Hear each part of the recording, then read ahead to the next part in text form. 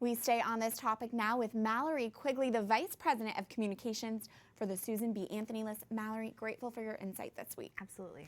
Where else do we see extreme abortion legislation like what just passed in New York? Yeah, well, there's about 10 states that have laws in place, trigger laws, to the opposite effect of the pro-life trigger laws that are really meant to ensure that abortion on demand is available in the event that Roe were to be overturned. Colorado, Rhode Island is considering something similar. So it's about 10 or a few more states that have this regime. This isn't an isolated case in New York. Unfortunately, no. This law permits abortion for any reason until the 24th week of pregnancy, and then in cases to protect, quote, the life and health of the mother after that. Can you clarify, what does that mean? That is so important that every pro-life person understands the reality of what that means.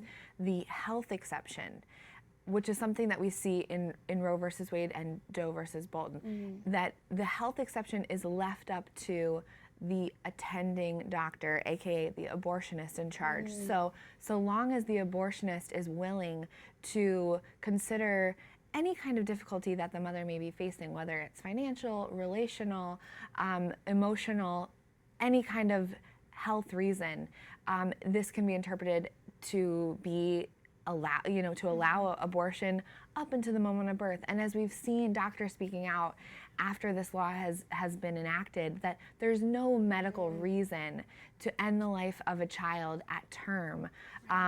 You should just induce delivery, and then you have a live baby. But this law does so much more. It calls for non-doctors to be able to perform abortions.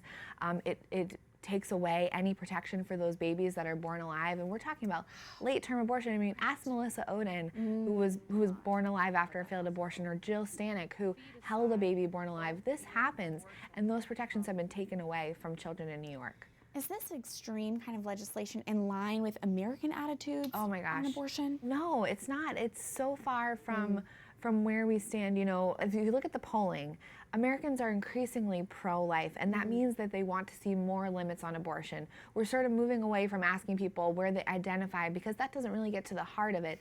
When do you think babies should be protected? And a majority of Americans, women in higher numbers than men, African Americans, Hispanics, Democrats, even people who call themselves pro-choice, say we should stop abortion after 5 months, which is a point by which at least at that point the baby can feel pain. So New York is so far outside the mainstream, it's so disturbing.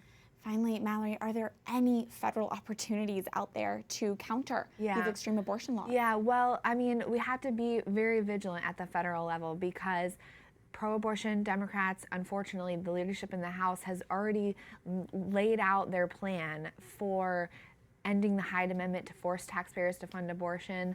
There is the Freedom of Choice Act, which is notorious legislation that's been circulated for several years now that would undo every state law and really codify the Hyde Amendment at the federal level. So we have to stay vigilant. Fortunately, we have, that brick wall of the pro-life Senate and, of course, President Trump's veto pen, but we must remain vigilant.